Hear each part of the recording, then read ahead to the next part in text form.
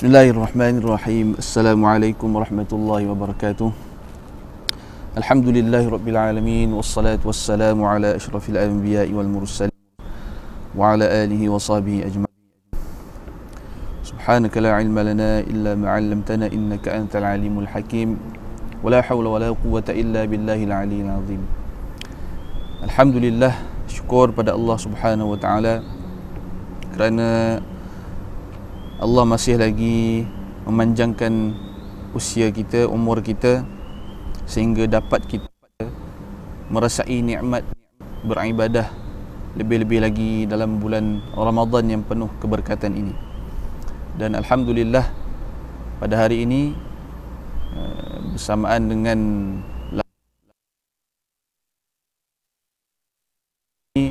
selama 18 hari melakukan segala amal ibadah, dan kita tambah baik amal ibadah kita berbanding pada bulan-bulan yang lain. Alhamdulillah, syukur pada Allah kerana atas peluang yang Allah berikan ini. Walaupun ada di kalangan saudara-saudara kita yang telah pun pergi meninggalkan kita lebih dahulu, namun kita di saat ini Allah masih lagi memberi peluang, maka manfaatkanlah peluang ini dengan sebaik-baiknya. Tuan-tuan dan puan yang dirahmati Allah sekalian,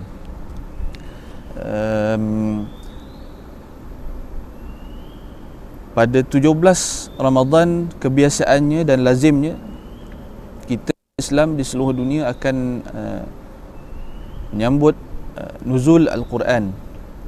Walaupun ada pandangan lain mengatakan nuzul Al-Quran, peristiwa nuzul Al-Quran berlaku pada malam 20 Ramadan. Walau bagaimanapun yang masyhur adalah pada malam 17 Ramadan. Walau bagaimanapun Al-Quran ini tetap diturunkan pada bulan Ramadan, kerana bersandarkan pada dalil ayat Al-Quran di mana Allah berfirman, Syahrul Ramadan alladhi unzila fihi Al-Quran. Bulan Ramadan itu bulan padanya diturunkan Al-Quran. Memang sahlah bulan Ramadan ini adalah bulan turunnya Al-Quran. Disebabkan itulah kita digalakkan supaya memperbanyakkan membaca Al-Quran di dalam bulan Ramadan ini. Dirahmati Allah sekalian, InsyaAllah pada petang ini, petang yang berbahagia ini, saya akan kongsikan pada sahabat-sahabat, tuan-tuan yang berada di luar sana tentang satu tajuk, iaitu kenali surah Al-Fatihah. Tuan-tuan, biasanya kita dalam fatrah musim Al-Quran ini, di antara kita yang kebiasaannya berkongsi tentang kisah bagaimana turunnya Al-Quran, kan, dan macam-macam lagi peristiwa yang biasa kita akan dengar. Namun mungkin jarang bagi kita untuk kita mengenali setiap surah-surah yang di dalam Al-Quran ini. Tuan dan puan yang dirahmati Allah sekalian, ilmu Allah ini sangatlah luas, sangat luas, sehingga apa yang kita dapat fikirkan sekarang ni sebenarnya hanya boleh dinilai macam setitis air saja di laut. Sedangkan ilmu Allah itu seluas, kalau tulis dengan tinta air laut ni sebagai tinta, takkan cukup nak menceritakan tentang ilmu Allah ini, nak bagi tahu betapa luasnya ilmu Allah ini. Jadi oleh kerana itu, insya-Allah saya pada petang ini akan berkongsi serba sedikit tentang satu tajuk, bagaimana untuk kita mengenali surah Al-Fatihah. Tuan-tuan dan puan yang dirahmati Allah sekalian, surah Al-Fatihah yang kita sedia maklum dan kita sering kali membaca, terutamanya dalam solat kita, itulah dia, yang bermula dengan Bismillahirrahmanirrahim, Alhamdulillahirabbil alamin, Ar-Rahmanirrahim, sehinggalah akhir ayat Waladdallin, yang mengandungi sebanyak 7 ayat semuanya bermula dengan Bismillahirrahmanirrahim. Tuan-tuan, surah Al-Fatihah ini dia merupakan induk bagi Al-Quran, dan surah ini dikatakan surah yang sangat agung, surah yang paling agung berbanding dengan surah-surah yang lain yang ada di dalam Al-Quran. Kerana apa tuan-tuan rahmati Allah sekalian? Kerana surah ini walaupun dia mengandungi 7 ayat, akan tetapi 7 ayat ini dia menyamai seluruh isi kandungan Al-Quran. Dia merangkumi makna Al-Quran keseluruhan secara ringkas, secara ijmali dalam bahasa Arabnya. Sehingga kan ulama menyatakan bahawa secara umumnya kandungan surah Al-Fatihah ini terbahagi kepada 3 bahagian. Apa dia tuan-tuan dan puan yang rahmati Allah sekalian? Yang pertama adalah bahagian akidah. Bahagian akidah, akidah ini bermaksud kepercayaan. Bahagian akidah ini dia bermula daripada Bismillahirrahmanirrahim, daripada ayat yang pertama sehinggalah ayat yang keempat. Bismillahirrahmanirrahim ayat yang pertama. Kemudian Alhamdulillahirabbilalamin 2. 3 Ar-Rahmanirrahim, dan 4 Maliki Yaumiddin. Ayat 1 hingga 4 ini adalah menunjukkan tentang bahagian akidah ini. Kenapa? Kerana kalau kita tengok dari segi makna ayat ini yang bermula dengan Bismillahirrahmanirrahim, dengan nama Allah yang Maha Pemurah lagi Maha Penyayang. Maknanya ayat pertama lagi dia dah menceritakan bagaimana kita ni kena kenal Allah itu adalah yang Maha Pemurah lagi Maha Penyayang. Kenal nama Allah. Macam kita nak kenal orang, kita takkan boleh rapat dengan seseorang kalau kita tak tahu nama dia. Jadi kena tahu nama dia dulu, baru kita lebih senang kita nak bercakap lebih panjang lagi lah. Contoh kalau kita jumpa orang, kita tak tahu nama dia, tiba-tiba jumpa dia, kita nak menyembang cerita pasal macam-macam hal lah. Orang tu mesti dah rasa pelik dengan kita, dan kita sendiri pun kalau berlaku pada kita pun kita rasa pelik. Jadi dalam surah Al-Fatihah ini permulaan dia bermula dengan nama Allah. Maknanya kita ni kena kenal Allah itu siapa. Dialah Tuhan yang Maha Pemurah lagi Maha Penyayang. Makna ini melibatkan akidah. Kita nak kenal Tuhan kita. Kemudian pada ayat yang pertama, Alhamdulillahirabbilalamin, segala puji. Makna segala puji-pujian Rabbil Alamin. Segala puji bagi Allah, Tuhan sekalian alam. Segala puji hanya milik Allah, Tuhan sekalian alam. Bermakna bila Tuhan sekalian alam, maknanya tak ada yang selain daripada dia. Bila sebut sekalian alam, maknanya yang lain memang tak ada. Hanya Allah sahaja yang menguasai alam ini. Bermakna dekat pada ayat yang kedua ini jelas untuk tanam akidah dalam diri kita bahawa hanya Allah saja satu-satunya yang menguasai alam ini. Allah adalah Tuhan kita. Jadi inilah menunjukkan bahawa surah Al-Fatihah ini pada permulaan bahagian menunjukkan adalah bahagian akidah. Dan pada ayat yang ketiga, Ar-Rahmanir-Rahim, bagaimana kita nak kenal Allah itu, dia memiliki sifat-sifat, di antaranya sifat Ar-Rahman dan Ar-Rahim. Ar-Rahman pemurah, Ar-Rahim penyayang, dan banyak lagi sifat-sifat yang lain. Kemudian Maliki Yaumiddin, Allah menguasai hari pembalasan. Bermakna apa? Bahagian akidah ini daripada ayat pertama sampai ayat 4 ini jelas menunjukkan pada kita bahawa kita kena berpegang bahawa kita mesti kenal Tuhan kita siapa, dan Tuhan yang kita kenal, yakni Allah, dia menguasai sekalian alam, dan dia memiliki sifat-sifat yang melebihi, yang maha mengasihani, maha penyayang, maha berkuasa dan sebagainya. Dan dialah, Allah lah yang akan menguasai sekalian alam, sehinggalah menguasai pada hari pembalasan nanti, yang mana besok kita akan berdepan dengan hari tersebut. Tuan-tuan dan puan yang dirahmati Allah sekalian.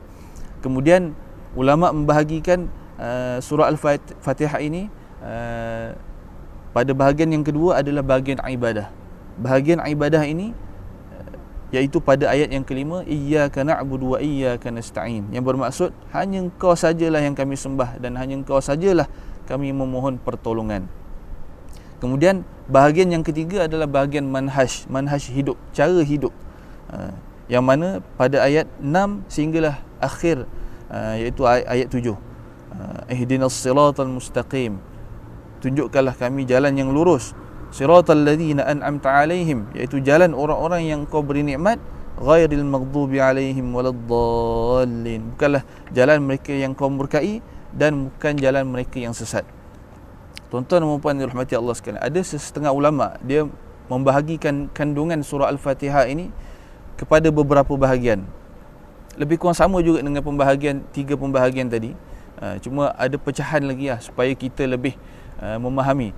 Di antaranya, yang pertama, surah Al-Fatihah ini dia ada keterangan yang menerangkan perkara yang berkaitan dengan tauhid kepada Allah, iaitu mengesakan Allah.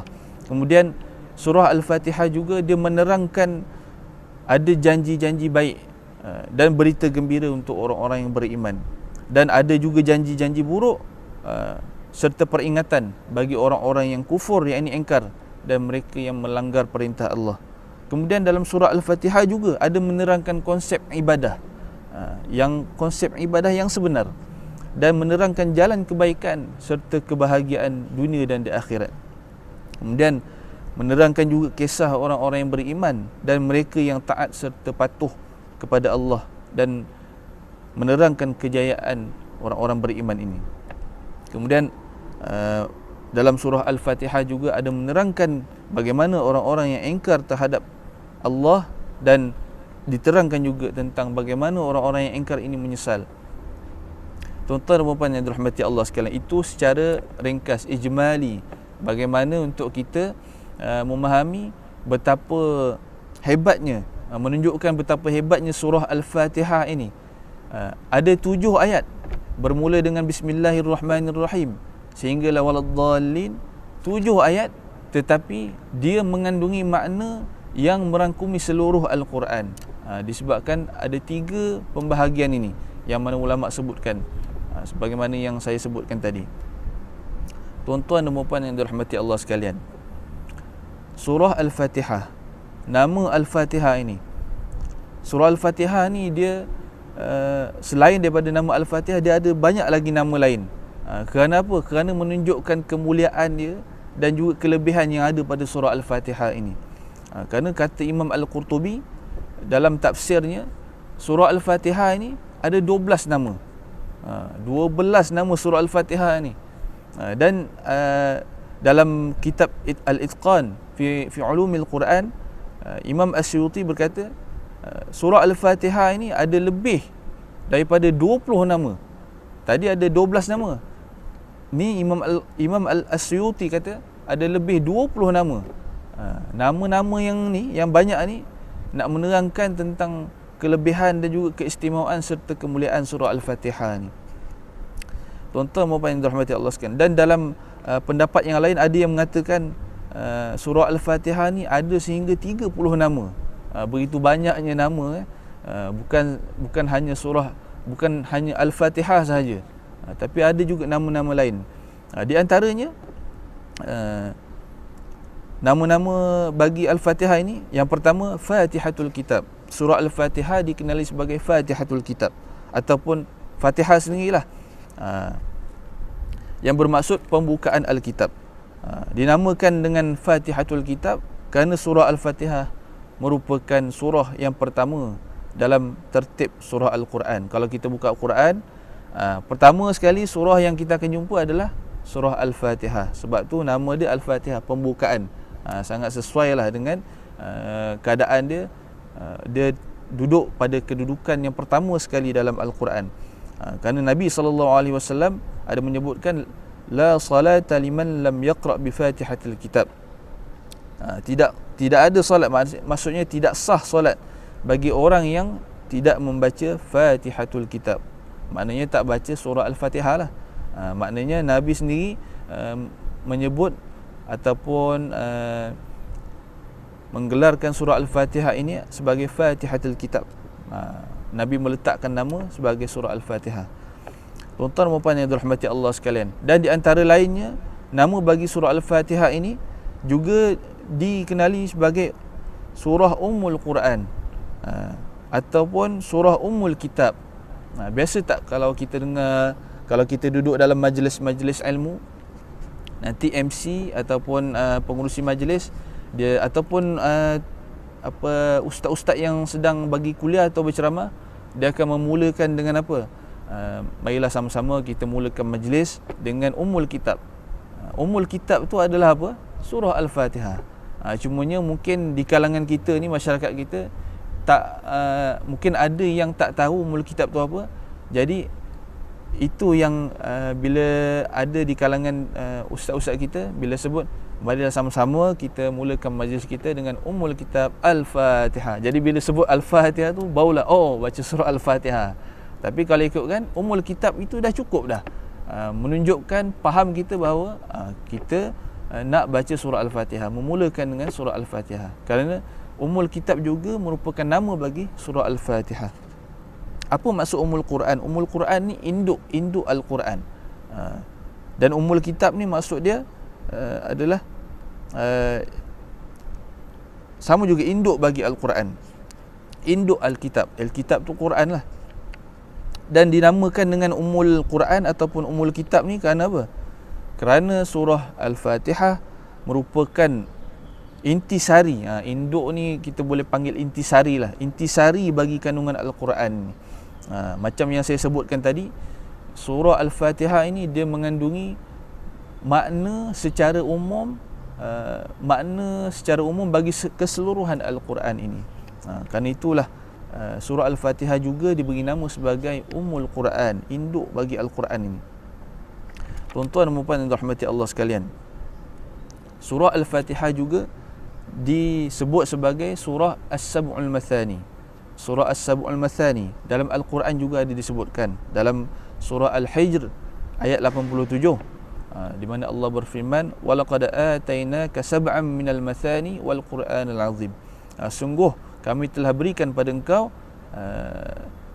sab'an minal mathani, 7 ayat yang berulang-ulang.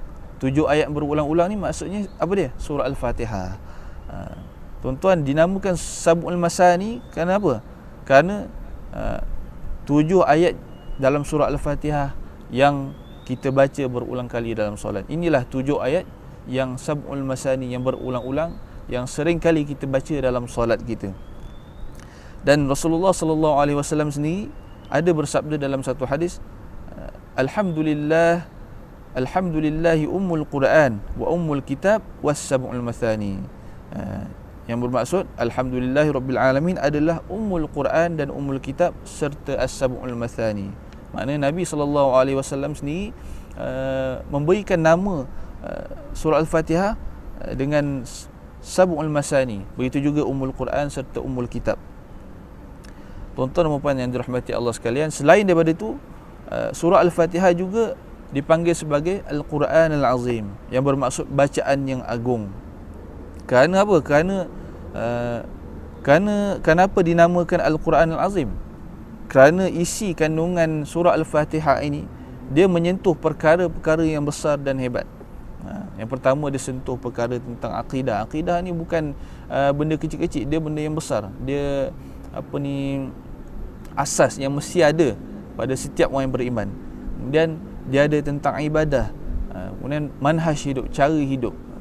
Tuan-tuan yang dirahmati Allah sekalian, kemudian surah Al-Fatihah juga di antara lain, nama-nama lain, dipanggil juga surah As-Salah.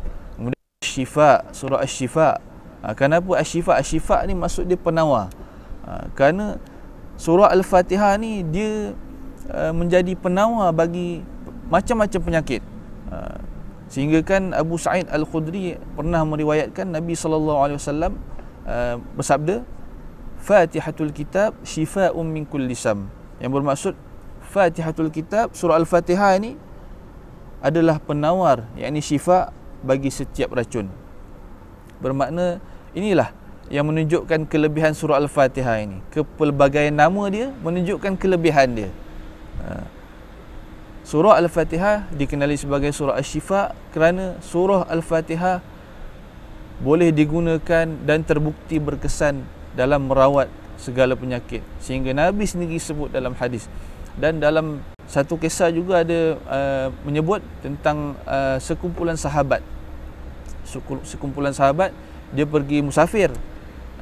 Masa dia pergi musafir tu, sampai satu tempat, jumpa ada satu perkampungan Badawi. Arab Badawi ni Arab kampung lah. Jadi bila sampai dekat perkampungan Arab Badawi ni, sahabat masa tu minta sikit makanan pada orang Badawi ni. Diorang tak nak bagi. Diorang tak nak bagi. Dengan takdir Allah, ketua kampung tempat perkampungan Arab Badawi ni, ketua kampung dia kena sengat dengan binatang berbisa. Jadi kecoh lah. Lepas tu entah macam mana, ada satu orang dia cadangkan supaya pergi jumpa dengan kumpulan musafir ni, jumpa sahabat-sahabat ni lah, sahabat-sahabat Rasulullah ni yang mana bermusafir tadi, cuba minta ubat dengan dia. Jadi pergilah. Bila pergi, jadi sahabat ni kata boleh, dengan syarat lepas tu bagi upah lah, tak kisahlah. Lepas tu apa yang kemudian ada satu orang sahabat tampil untuk mengubat ketua kampung ni tadi yang kena sengat ni tadi. Jadi apa yang dibaca oleh sahabat ni tadi, yang dibaca adalah surah Al-Fatihah, Alhamdulillahirabbil alamin, sehingga habis surah Al-Fatihah. Kemudian dikumpul air ludah, kemudian disapu pada tempat yang kena sengat tadi, dan alhamdulillah dengan izin Allah sembuh tempat yang kena sengat tadi, sembuh ketua kampung ni tadi. Dan akhirnya ketua kampung ni bagi 30 ekor kambing pada kumpulan sahabat ni tadi. Masya-Allah. Tengok, dengan berkat surah Al-Fatihah, Allah dengan izin Allah, Allah bagi kesembuhan sekiranya kita nak merawat satu-satu penyakit.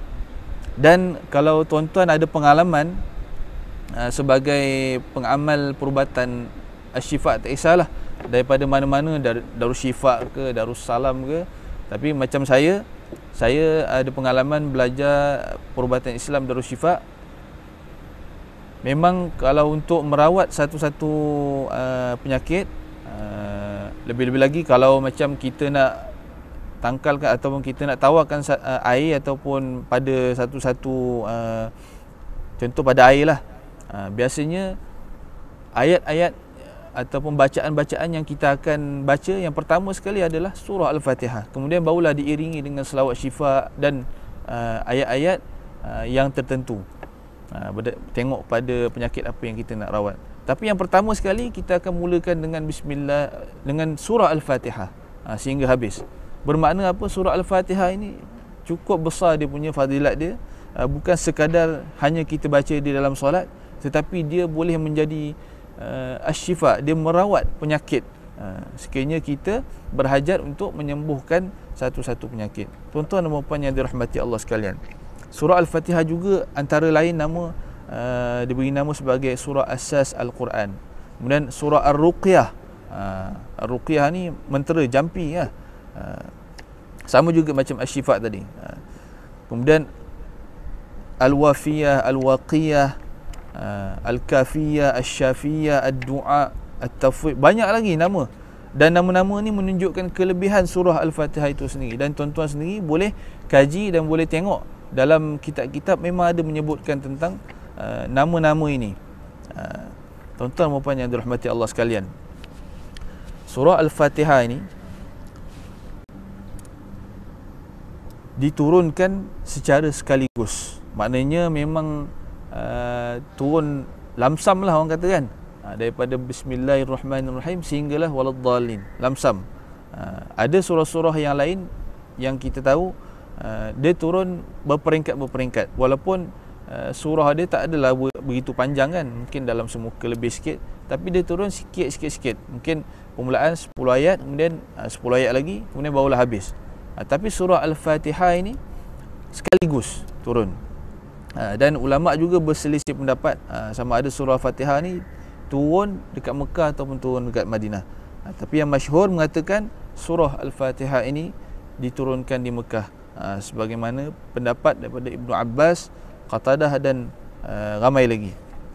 Dan pendapat inilah yang masyhur dan menjadi pegangan kebanyakan ulama'. Tuan-tuan dan puan yang dirahmati Allah sekalian, surah Al-Fatihah ada banyak kelebihan dia. Sangat banyak kelebihan surah Al-Fatihah ini. Yang pertama, surah Al-Fatihah ini merupakan surah semulia-mulia surah. Saya ulang sekali lagi. Surah Al-Fatihah adalah semulia-mulia surah. yang terdapat dalam Al-Quran. Kerana Nabi SAW pernah bersabda yang bermaksud sesungguhnya aku ingin mengajar engkau. Satu hari Nabi bersabda pada Abu Sa'id Al-Mu'allaq, Nabi kata, sesungguhnya aku ingin mengajar engkau satu surah yang teragung di kalangan surah-surah dalam Al-Quran, iaitu Alhamdulillahi Rabbil Alamin. Itulah 7 ayat yang diulang-ulang dan itulah Al-Quran yang agung yang dikurniakannya kepada aku. Bermakna Nabi SAW menyebut bahawa surah Al-Fatihah ini yang 7 ayat ni, yang mengandungi 7 ayat yang diulang-ulang ini, Nabi sendiri mengakui bahawa ini adalah surah yang teragung. Jadi semestinya lah surah Al-Fatihah ini dia memiliki yang kata kedudukan yang sangat tinggi lah. Sehingga kan kita mesti kena kenal. Kita selalu baca dalam solat ataupun dalam kita membaca Al-Quran, sebelum kita baca surah-surah yang lain, kita akan mulakan dengan surah Al-Fatihah. Kita dah selalu baca tapi kita jarang kenal surah Al-Fatihah ini. Jadi ambillah peluang ni kita kenal. Kerana bila kita kenal surah Al-Fatihah ini, insya-Allah kita akan lebih rasa feeling. Terutamanya bila kita dalam solat kan. Dalam solat kita baca surah Al-Fatihah, kita akan merasakan betapa tingginya kedudukan surah Al-Fatihah beserta dengan kelebihan-kelebihan yang ada dalam surah Al-Fatihah ini, dan akhirnya akan mendatangkan khusyuk bagi kita dalam solat itu sendiri. Itulah kelebihan fadilat dia. Tuan-tuan dan puan yang dirahmati Allah sekalian, seterusnya di antara kelebihan surah Al-Fatihah, surah Al-Fatihah juga merupakan salah satu daripada rukun-rukun solat. Sehingga kan surah Al-Fatihah ni kalau tak dibaca maka tak sah solat kita. Satu hari Ubadah bin As-Samit meriwayatkan bahawa Rasulullah SAW bersabda, la salata liman lam yaqra' bi Fatihatil Kitab. Yang bermaksud tidak ada solat, maknanya tak sah solat bagi orang yang tak baca Fatihatul Kitab. Surah Al-Fatihah lah. Tak sah solat tak baca surah Al-Fatihah. Nabi SAW sendiri sebut dalam hadis yang saya bacakan tadi. Bermakna kedudukan surah Al-Fatihah ni bukan biasa-biasa. Solat merupakan ibadah yang mana amalan kita besok yang pertama sekali yang akan ditanya. Jadi kalau solat kita ni, kita mesti kena jaga supaya dia betul-betul sempurna.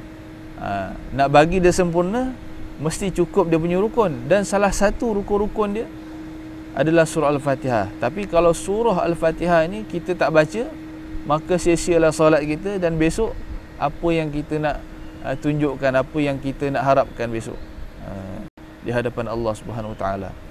Jadi surah Al-Fatihah ini bukan biasa-biasa. Dia merupakan satu surah yang kedudukan dia sangat tinggi dan sangat utama. Sehingga kan dalam solat dia menjadi rukun dalam solat kita, yang menjadi syarat. Kalau tak dibaca surah Al-Fatihah, maka tak sahlah solat kita. Ataupun kalau baca juga surah Al-Fatihah tapi baca salah, salah ini, salah itu, salah yang kata kesalahan yang terang-terangan lah, yang tak boleh dimaafkan, maka batal jugalah solat. Jadi sangat penting untuk kita menjaga surah Al-Fatihah ini. Kalau sekiranya bacaan surah Al-Fatihah kita ni banyak kekurangan, banyak kesilapan yang kita baca, maka perbetulkanlah. Carilah guru-guru yang mana kita yakini bacaannya sahih, maka pergilah berguru dengannya. Mudah-mudahan dengan berkat kita mempelajari Al-Quran ini, Allah akan mempermudahkan kita, Allah akan lembutkan lidah kita dalam kita membaca Al-Quran ini, insya-Allah. Tuan-tuan dan puan yang dirahmati Allah sekalian, seterusnya yang ketiga, sebelum saya tutup kuliah kita pada hari ini, yang ketiga kelebihan surah Al-Fatihah ini, surah Al-Fatihah ini mampu menyembuhkan penyakit sebagaimana yang saya sebutkan tadi. Fatihatul Kitab syifa'un min kulli sam. Surah Al-Fatihah menjadi penawar syifa bagi setiap racun. Ini adalah hadis baginda Nabi SAW. Tuan-tuan dan puan yang dirahmati Allah sekalian, banyak lagi kelebihan surah Al-Fatihah ini. yang saya nak kongsikan pada tuan-tuan. Tapi cukuplah sekadar itu pada hari ini. InsyaAllah kita akan jumpa lagi pada hari Jumaat ini. Jumaat ini saya akan sambung lagi dalam siri kuliah Kenali Surah Al-Fatihah siri yang kedua. Dan insyaAllah selepas habis perkongsian saya tentang bagaimana kita nak kenal Surah Al-Fatihah ini sebagai macam mana, insyaAllah kita akan bertalaqi Surah Al-Fatihah ini. Jadi sama-sama stay tune, tonton kita punya siaran live ni. InsyaAllah kita jumpa lagi pada masa yang akan datang. Saya mohon maaf sekiranya terdapat kekurangan dalam penyampaian saya pada hari ini. Jadi saya ucapkan selamat berpuasa kepada semua. Mudah-mudahan Allah terima segala amal ibadah kita yang kita lakukan selama ini. Sekarang itu saja. Assalamualaikum warahmatullahi wabarakatuh.